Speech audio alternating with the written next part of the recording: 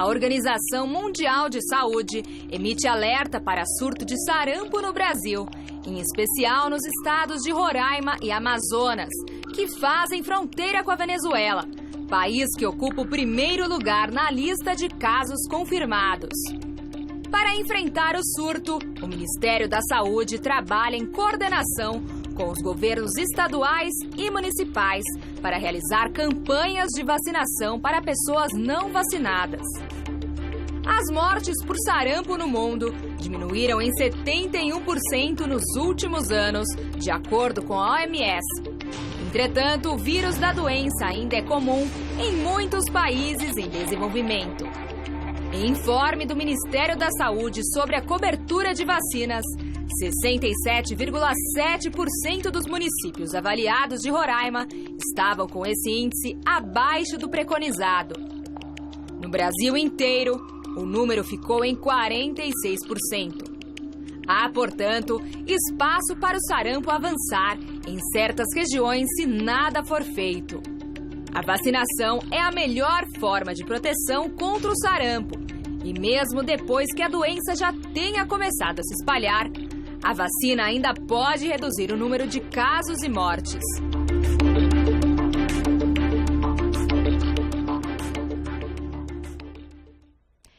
Tá aí, gente, belíssimo vídeo introdutório para a gente falar a respeito do surto de sarampo. Convidamos a infectologista, a doutora Lígia Pierrotti, bem-vinda, boa tarde, Carol. Prazer tê-la aqui. E eu queria começar a nossa entrevista pegando um ponto importante. Eu li a respeito do assunto, a gente vem lendo na mídia e enfim, nas mídias tanto televisivas quanto outras mídias, e existe alguns depoimentos até de infectologistas, de alguns médicos que, não temos que nos preocupar, e outros que, claro que temos que nos preocupar.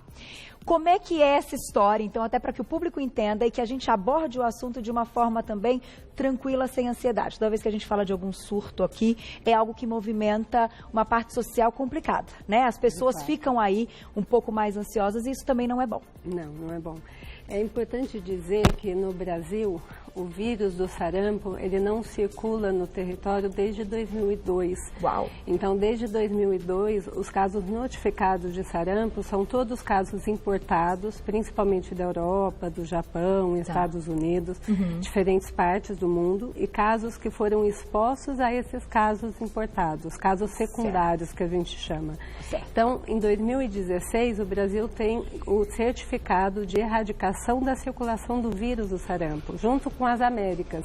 As Américas é a primeira região do mundo que recebe esse certificado da OMS em 2016. Então, estamos numa situação bastante importante de mantê-la. Então, aí a preocupação de toda vez que a gente tem casos importados de sarampo, e essa situação em Roraima e Amazônia é uma situação, enfim, com condições geopolíticas, né, sociais, também propícias de entrada de vírus. Então, é muito importante as ações de controle do surto que o Ministério da Saúde está coordenando, para vigiar os casos e para vacinar rapidamente a população, toda a população vulnerável, e controlar. Nós não queremos o vírus circulando novamente. Se já tivermos aí, né, essa certeza de não termos o vírus por tanto tempo.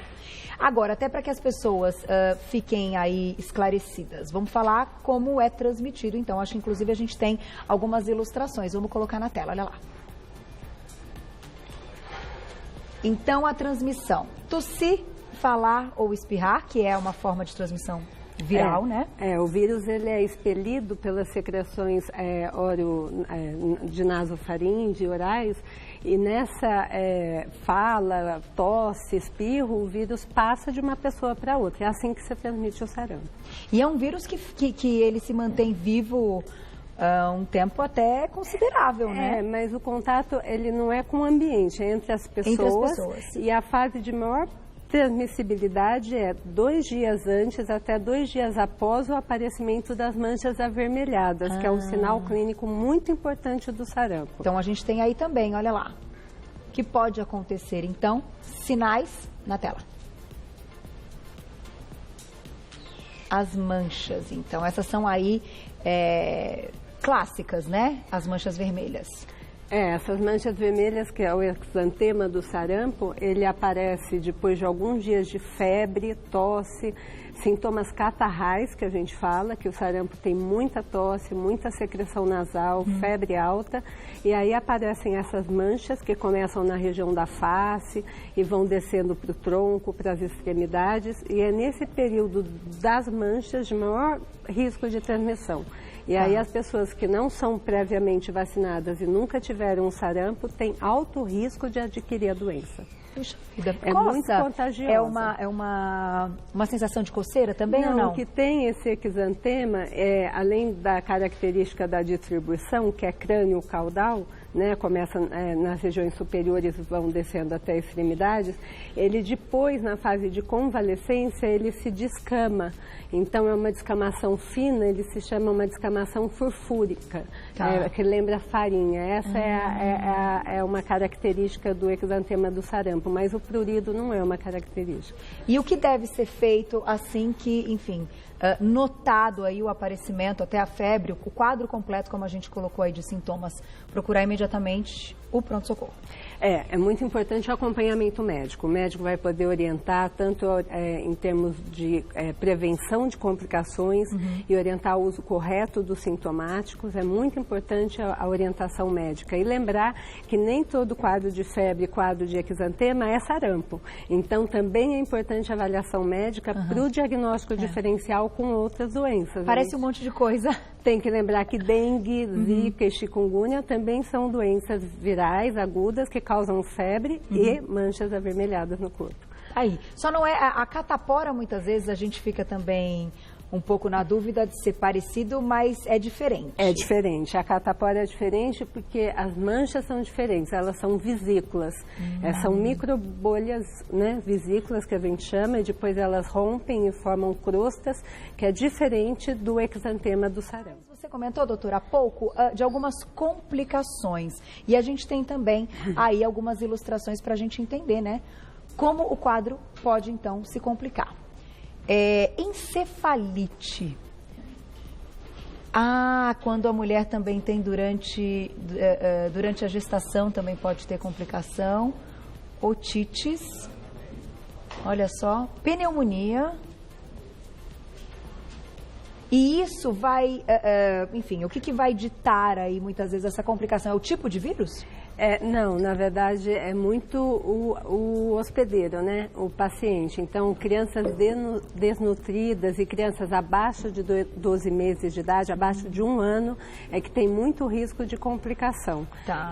As complicações, elas não são raras, assim, na maioria das vezes é uma doença autolimitada, né? Bastante sintomática, que afasta as pessoas, enfim, da escola, do trabalho, mas que não complicam. Essas complicações, infelizmente, podem acontecer. Meningite, encefalite, tem casos de encefalite muitos meses, anos após a infecção também. Nossa. E o que ocorre é por muita secreção de vias aéreas superiores, são as infecções bacterianas secundárias.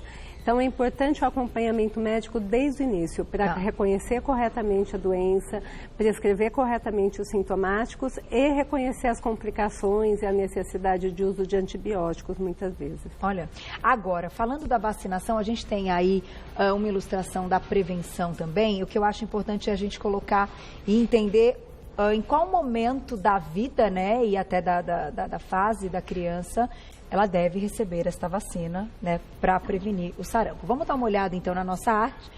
É da vacina direto? Então tá bom, a gente tem uma animaçãozinha que ficou bonitinho, mas vamos direto para a vacina.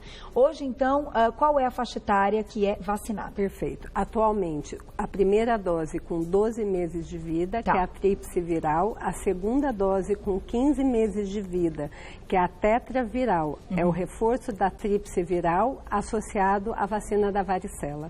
Tá. Que é da catapora. É nessa fase infantil. Nessa fase. Quem não se lembra se foi vacinado e etc. Qual é a recomendação? A gente assume que quem nasceu nos anos 60 para trás foi já exposto ao vírus do sarampo, que muito circulava na população. Então, para todo mundo abaixo de 49 anos deve receber vacina. Quem não se lembra deve procurar os centros de atendimento, os centros públicos, porque abaixo de 49 anos está contemplado a vacinação de sarampo. É contemplado uma dose na faixa etária de 30 a 49 anos e 2 doses na faixa etária de 12 meses a 29 anos. Puxa. Então, quem não se recorda e tem a idade abaixo de 49 anos, procurar o atendimento no posto de saúde para ser vacinado. Essa vacina é gratuita. Ela também é disponível nas redes privadas para qualquer idade e o que é importante é vacinar. Porque agora, num momento como esse, todo mundo tem que estar atento a fazer sua parte também. E sempre a gente tem o risco da recrudescência da circulação do vírus se a cobertura vacinal é baixa. Isso a gente observa o tempo todo na Europa. A Europa é um local em que tem os maiores taxas de casos de sarampo pela baixa cobertura vacinal de alguns países, incluindo França, Alemanha. Então, é muito importante a gente manter uma boa cobertura vacinal. Tá aí, ter sempre, né, a carteirinha, né, de vacinação. Muito importante. As mamães aí normalmente ficam responsáveis, né, por este cuidado ao longo da vida e depois da fase adulta, lembrar que tem que manter esse cuidado. Pois é, e ter a sua carteirinha, porque a gente esquece. Só quer cuidar do filho, né, doutor? O adulto precisa ser vacinado também. Tem perguntinha sobre vacinação? Olha lá, quem escreveu pra gente. Obrigada, Ana Maria, um beijo para você. Depois de tomar vacina, é garantido que nunca pegarei a doença?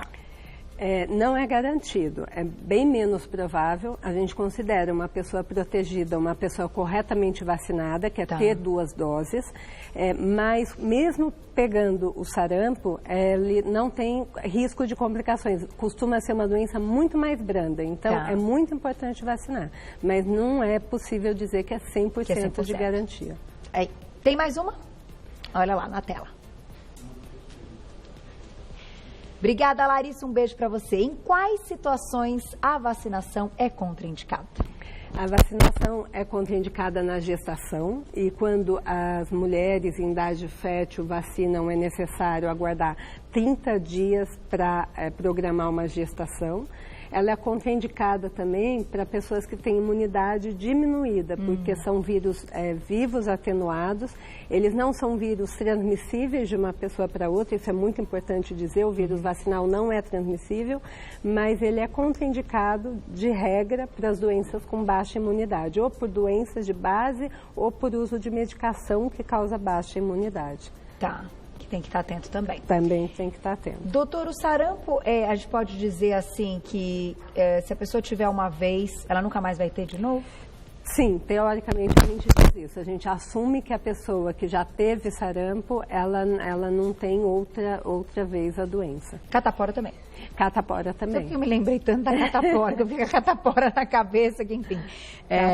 Não vou dizer que é mais ou menos comum, mas que também faz parte do nosso contexto, né? Sim, e é uma doença que a gente tem, né? Que circula, enfim, em períodos de primavera, aumenta a incidência e a gente tem.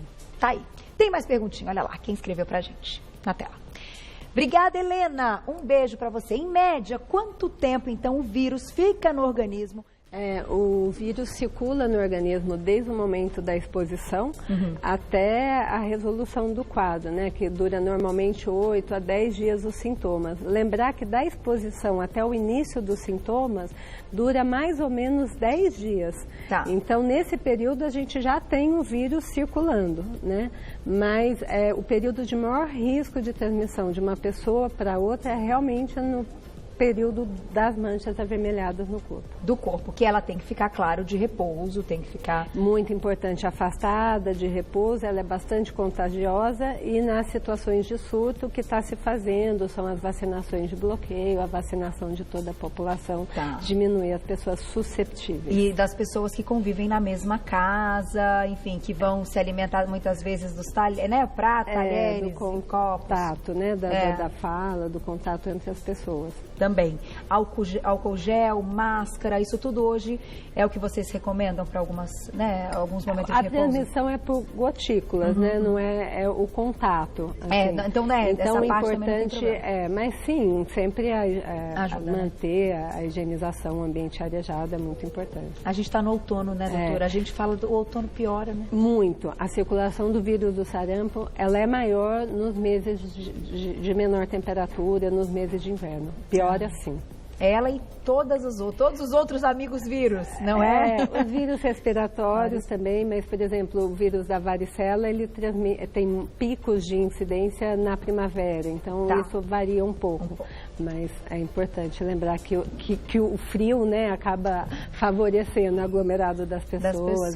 Ficar tudo fechadinho ali, quentinho, que muitas vezes atrapalha. Tem mais perguntinha na tela, quem escreveu pra gente, olha lá. Obrigada, Michele. Um beijo para você. A síndrome pé, mão e boca tem alguma relação com o sarampo? Não. É uma outra infecção viral por outro vírus, pelo vírus do Coxsackie, e não tem relação com o sarampo. Aparecem aquelas bolinhas nessas regiões, né? Na região da planta dos pés, da palma das mãos e da boca. E essa daí também é um vírus que está no ar.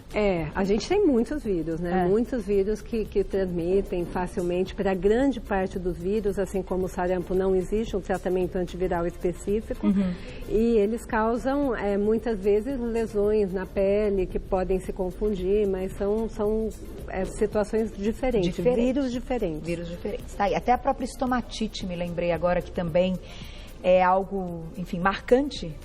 Né? Às vezes associado ao herpes vírus, que é uma outra classe de vírus, né? A classe de vírus do herpes simples, da varicela, da varicela zoster, mas é uma outra classe de vírus também.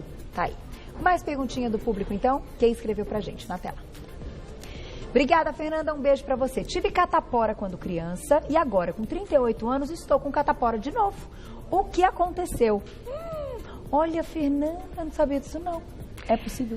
A gente considera, para até avaliação de risco, para pessoas que precisam tomar alguma prevenção depois de exposição à catapora, a gente considera que já ter tido catapora é uma situação imune, é uma situação de proteção.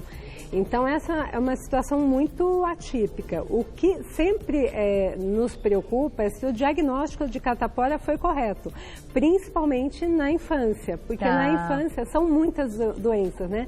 Muitas doenças virais, agudas, febris, exantemáticas, e que às vezes não é a catapora. Mas a gente... É raro. Eventualmente, muito raro pode acontecer, mas não é o que se espera. Que engraçado, é isso mesmo, porque você, e até dizem, não é bom que tenha na infância, porque daí você não tem mais. Então, quando pega a catapora, eu me lembro, eu tive. Nossa, que ótimo! Me lembro, estou feliz. Não, tipo, criança ali, né, porque o negócio debilita e tal, enfim, mas que tem tratamento. Mas, que bom, porque pelo menos você não vai ter mais, né? E a gente assume isso, inclusive pacientes com imunidade baixa, em que quando expostos tem que avaliar se serão suscetíveis ou não. A história de ter tido catapora é que guia a conduta médica, porque a gente assume que é imune, né? Dado que a gente assume que realmente não tem duas infecções. Porém, eventualmente, difícil dizer. Precisa só confirmar o diagnóstico, né? Correto na infância e agora. E agora, tá aí. Vale de repente, Michele, que você converse, né, com o seu médico. Tem mais perguntinhas, Glaucia? Na tela. Cássia, obrigada, um beijo. Tive sarampo. Posso tomar vacina para evitar herpes zoster? Então, é outro grupo. Não, é importante... Talvez essa pergunta, enfim, motive uma oportunidade de dizer que o sarampo é o vírus do sarampo, um paramyxovírus. O vírus do herpes zoster é o vírus da varicela, é um herpes vírus, são vírus completamente diferentes.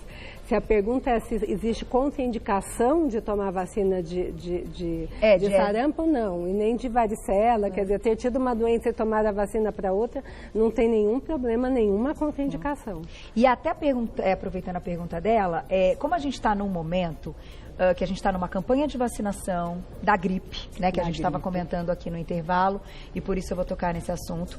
Há pouco tempo tivemos uma campanha que ainda está em andamento da vacinação para a febre amarela. Verdade. E outras vacinas que também estão ali recorrentes e dependendo da faixa etária dos filhos e etc., precisam também caminhar e serem dadas. Como é que a gente analisa quando a gente tem esse monte de vacina, né? Pensando, claro, na fase adulta, mas também na fase infantil, o que pode ser associado? Então, as vacinas podem ser tomadas juntas ou isso é uma contraindicação?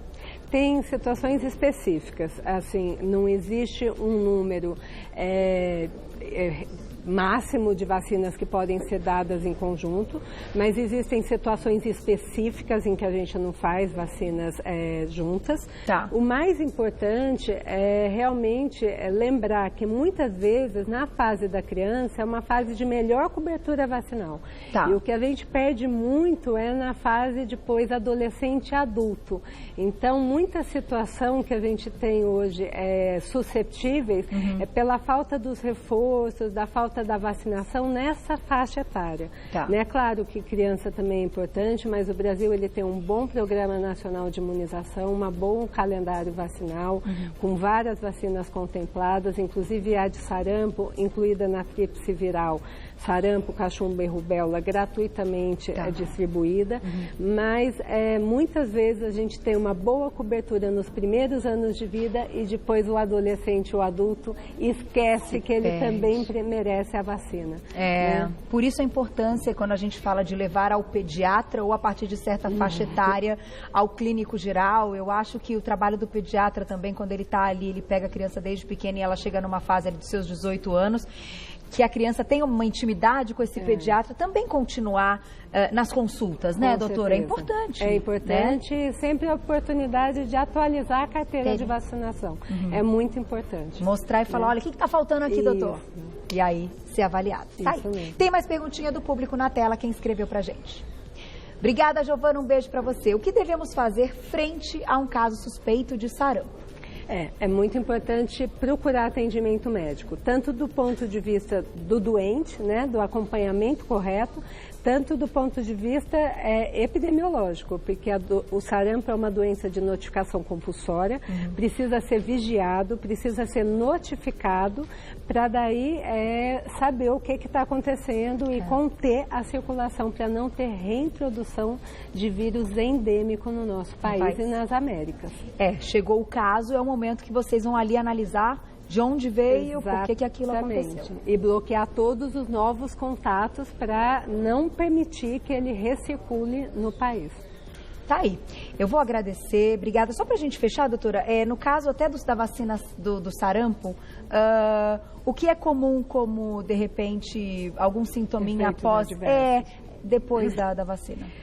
A vacina é de 3 vírus, né? Então, assim, o mais comum é a tríplice viral, então podem ter sintomas tanto de febre, como dor de cabeça, manchas no corpo, um pouquinho de dor articular, um pouquinho de casos de parotidite, mas o que é mais importante dizer, é uma vacina segura, com raríssimos casos de anafilaxia, raríssimos casos de complicação mais importante, então é uma vacina que deve ser feita para todo mundo que tem indicação. É isso mesmo, gente. Às vezes a criança fica mais chatinha depois, mas vale a pena. Obrigada, doutora. Obrigada. Prazer hoje com a gente, infectologista, doutora Lígia Pierrotti. O contato para vocês e um agradecimento ao Delboni Auriemo, delboniauriemo.com.br, é o site aí do laboratório que permitiu que a doutora estivesse junto com a gente com as explicações.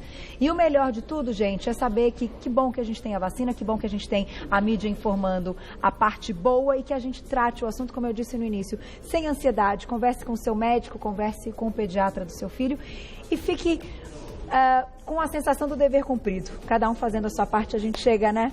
Direitinho. Tem razão. Obrigada, viu, doutora?